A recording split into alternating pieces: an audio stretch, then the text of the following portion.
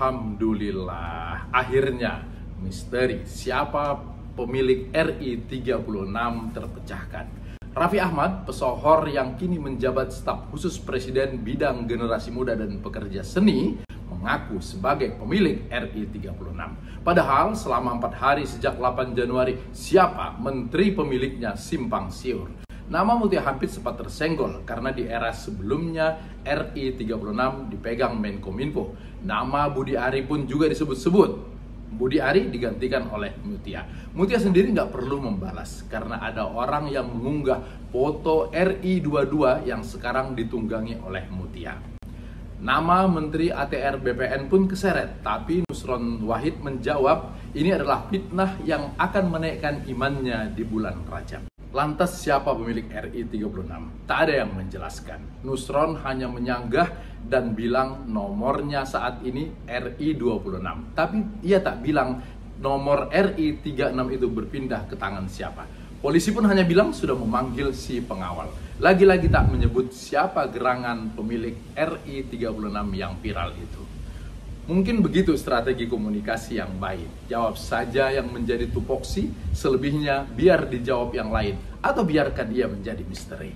Pihak istana pun tak ingin membuat terang masalah ini. Diam 1000 bahasa. Boleh jadi mereka menganggap kasus ini hanya kasus sepele dibanding dengan tugas-tugas negara yang besar yang lainnya. Sementara Raffi Ahmad lama membiarkan masalah ini. Mungkin seperti pikiran sekretariat negara tadi. Ada banyak masalah besar bangsa ini ketimbang urusan plat mobil. Atau husnuzon saja kita kepada beliau. Beliau amat sibuk sebagai staf sus presiden. Tapi mendengar jawabannya, penundaan itu lebih pada cari alasan. Mobil itu benar milik Raffi Ahmad, tapi saat itu sedang kosong.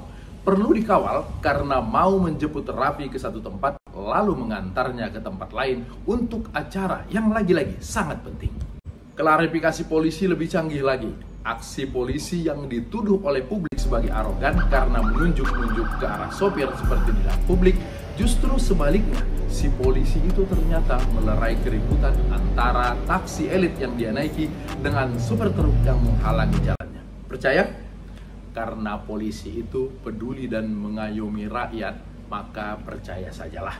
Toh yang arogan menembak warga, polisi yang memeras warga Malaysia, atau polisi yang menyerang mahasiswa, itu hanya sekedar oknum. Mengapa publik begitu peduli, begitu marah atas kejadian ini? Bukankah klakson, senggolan kecil itu merupakan makanan keseharian warga ibu kota dalam mengarungi kemacetan? Kenapa insiden kecil itu seperti katup untuk menumpahkan kekesalan? Ya, suara ngiung-ngiung, toet-toet yang memaksa minta privilege begitu mengganggu. Apalagi sekarang jumlah menteri semakin banyak. Ketaksukaan dalam diam, semacam spiral of silence. Laku meminta diistimewakan di jalan itu membenarkan sebuah adagium. Pemimpin yang kamu pilih saat kampanye nanti akan mengusir kamu setelah ia duduk di jabatannya. Boleh jadi itu sebenarnya bukti kesibukan, ketergesaan. Tapi kok sejumlah acara diundur karena pejabatnya telat datang ya? Sudah lumrah sebuah acara dijeda karena pejabat baru masuk. Tak peduli seseru apa acara tengah berjalan. MC akan buru-buru mengambil mic dan mengucap selamat datang kepada pejabat yang bersangkutan. Netizen mah maha benar. Buru-buru minta jalan salah, datang ke acara telat juga salah. Bapak Ibu kan sudah punya banyak benefit dari jabatan itu. Wajar dong kami menuntut bekerja sempurna. Kembali ke Raffi. Sebagai pembantu presiden bidang generasi muda, Anda pasti menjadi idola banyak anak muda di negara ini. Muda, kaya raya, dan kini memiliki tahta. Kalau mau mati masuk surga, kasih perhatianlah sama sopir taksi itu. Seperti staf sus lain yang sebelum ini, Miftah Maulana, yang memberi perhatian kepada tukang es teh.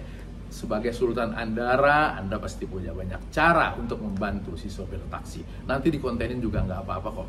Kalau saya mah ngopi aja.